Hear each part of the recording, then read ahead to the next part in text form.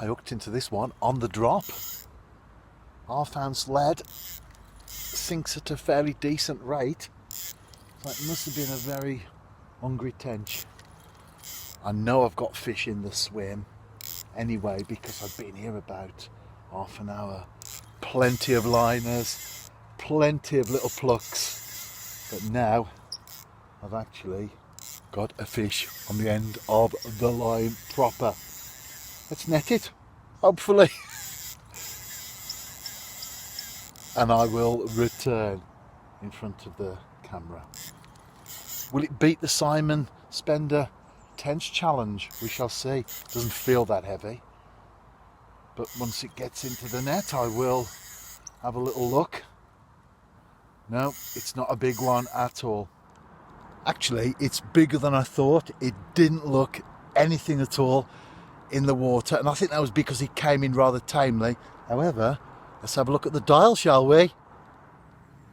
After setting me a challenge of 4.5 pounds, all I can say is, eat your heart out, Simon Spender. Mission accomplished. You can see there it is a decent fish. As I said, it really fooled me from how it appeared in the water, which I think was the fact that it just didn't put up much of a fight at all. But as I've said, mission accomplished.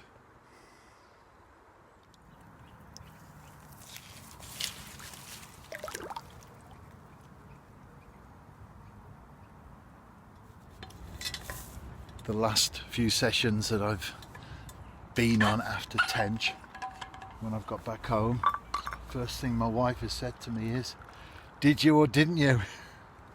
Well, today the answer will be yes, I did.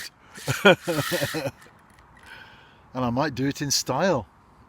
This seems like a much better fish.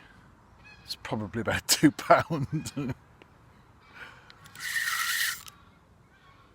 I've got a nice area out there baited up. I put out brown crumb and sweet corn, and I fish a grain of corn over that. I don't put the bait in a tight spot. Tench are quite mobile, especially at this time of the year, but a reasonable area so that when they get in, they will continue to feed and stay there. That seems to be the case. No feeding bubbles though, but that's okay. It's more about the feeding tench, isn't it? The bubbles are just the indicator that you get sometimes that you've got them in the swim. I'm still sitting down. Let's stand up and net this one. While I've got my scales out, let's get them set up, put them on. I've got the unhooking mat stroke weighing sling there. And then once they're on, I press 0. So that means if the weight of the sling is on top, it means that makes the fish appear heavier. But if you take it back to 0, you get the true weight. Right, let's get the fish out of the landing net and see what the readout says. The moment of truth. You think you've got a much bigger fish at the end of the line, and actually you haven't. Just goes to show, doesn't it? Some of those monsters that we lost might not be as big as we thought. Got the fish just beneath me. Always crouch down when you're holding fish to the camera. Make sure there's no marks on it either in terms of grass or whatever. You want a nice image. There it is, the second tinker of the morning. And talking of the man himself, after we made our video in Hungary and we made the rigs, he was out the next morning and he did send me a couple of photographs and video footage as well on WhatsApp of fish that he caught. I think they were all caught on my rig actually. The real test is when he fishes with his own rig. That's the key, isn't it, Simon? But for now, I've hit the target. cast out again. The pressure's off. Not that there was in the first place, of course. But it's nice to have a challenge, isn't it? I do feel that life is always good when you set yourself a target or a challenge. You don't beat yourself up if you don't attain it, but it's nice. It keeps you on track. It keeps you focused. When it comes to fishing and someone gives you a challenge like Connor Roberts gave me one a while back with the carp, it's good fun as well. Bit of banter involved. And I'm happy to say on both occasions I hit the target of the fish that were set for me. Well, we do have a few more anglers at Park Hall, so I wonder what the next challenge will be. Watch this space. As you can see from the nature notes category of the blog post, I saw some very interesting birds. I've seen them over the years, but always one, possibly two, but to see 5 together, that was fantastic. This is the time of the year, of course, when birds start to move around, and it's always good to keep your eyes open. And as I so often say, angling is the perfect platform from which to engage with the natural world. If you can catch some fish, that's what it's all about. But if you can appreciate the wider, beautiful, natural world in which we live, for me, that's so much better, the icing on the cake. And today is 1,099 consecutive weeks that I've been blogging. Always a pleasure and never a burden. That's the key, isn't it? If you're out fishing yourself, tight lines, and if you blog, enjoy. Just out of interest, I wonder what my wife will say to me when I go in. Well, here he is, anyway. Hello, Dilwyn. Hello. Hello, Debbie. Have you done it? I keep asking every time. Yeah, you ask me every time, don't you? I said that on the video, actually. Yeah. Well, eat your heart out, Simon Spender, was what I said on the video. So, yeah, I've done it. Good. 1-0 to me. What was it? It was, well, 4.8 was the target. 4.5, yeah. 4.8, yeah, 4.5. Yeah. I think it's 4.11 and a half. Slightly 4.11, 12, something like that. So, yeah. Good. Yeah, my mind's gone blank. I know I beat it anyway. The excitement. I was just too excited at beating Simon Spender. Well done. Welcome to Mary Hill. We've just been. I've just put my eyes back on. It's been raining. Well, there's a bag, and you can see that I just about got back to the car before the bag collapsed. Yeah. Right. What have I been buying myself with my wife's permission? With my wife's permission. That's my favourite aftershave fragrance.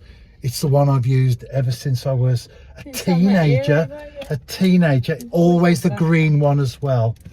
And we had a physio at the New Saints, and I remember one day he came past me and he said, Ralph Lauren, green bottle. Yeah. And I said, wow, how do you know that? And he actually said on one occasion that somewhere in the room there were some players, they were wearing a particular fragrance, and he said whatever it was. And I asked, and one of them was. And I think I may have had another one on one time, like the red or the blue one. And he knew what I was wearing. Very, very good. It was John Paul Gaultier. You had oh, was it John Paul Gaultier? Yeah, I've got some of that one. Yeah, and he knew. I was thinking I haven't had the red or the. No, it was John Paul Gaultier. I'm getting my hand into this bag here because they chucked in some free samples as well. So, what would you like me to wear for you this afternoon, Deborah? What would you like me to wear? Would you like me to go for one of my samples, or would you like me to go for the main dish? I don't know, I'll have to test the samples and see. I might like it. Anyway, we've been shopping to Merrill, haven't we? Yeah. And we've just got some fat balls as well, and some food, and we like to have a little look around, don't we? Better in the week, I think, because there's less people there. That's the benefit of being semi-retired and all that. Anyway, the shopping has not stopped. It will continue because I'm now going to my favourite shop, which is tackle shop. A fishing tackle shop. And what am I going to buy? I'm going to see if they've got some leads on. I want some bombs to see if they're there. But I'm going specifically to buy something. What am I going to buy? And how much does it cost? This is putting Debbie on the spot here. Maggots, 2 pints for £5. 2 pints for £5. No fooling you, is there? Nope. Right, let's go. Debbie, Mhm. I've been to the tackle shop, Mhm. and the good news is you gave me £20, Mhm. and I brought you some change back. Oh, I've got money back. Very Brought nice. you some change. Thank you very much. So there's your change. Now, what's that? Maggots. How many? 2 pints. £5. Yeah. And I've also got 5 of those. Do you know what they're called? Leads, but I don't know. Yeah, bombs. Yeah. Let's. What weight would you say one of those is, just by looking at it? I've got no idea. Half ounce. And I'm using those for my tench fishing at the moment. And I've got the maggots because I'm going to work on Monday. And when I go to work, the fishing tackle goes with me. Mhm. And I'm going to have a little, after I've interviewed Craig Harrison for the UEFA Champions League game on Tuesday against Ferencváros, Mhm. I'm going fishing on the upper 7. So what I'll be using maggots. What do you think I'll be targeting there? What species? Don't know. I'm slipping on fish. You don't You know. do that much, I'll just lose the block where you are now. I don't know. Okay, begins with C. On a Carp. river. On a river. Not carp, no. Let's see. Can't think of anything else. I'm beginning with C. Chop. Oh, chop. Forgot about them. I think you still need a little bit more education. Oh, yes, I'm sure. Right, we're going to go home now. Yeah, And wraps for me yes. for lunch. How about you? Sandwich. Sandwich. Let's go there. Back home in the bathroom. That's my current polo, not much in there. I've got some really cheap aftershave.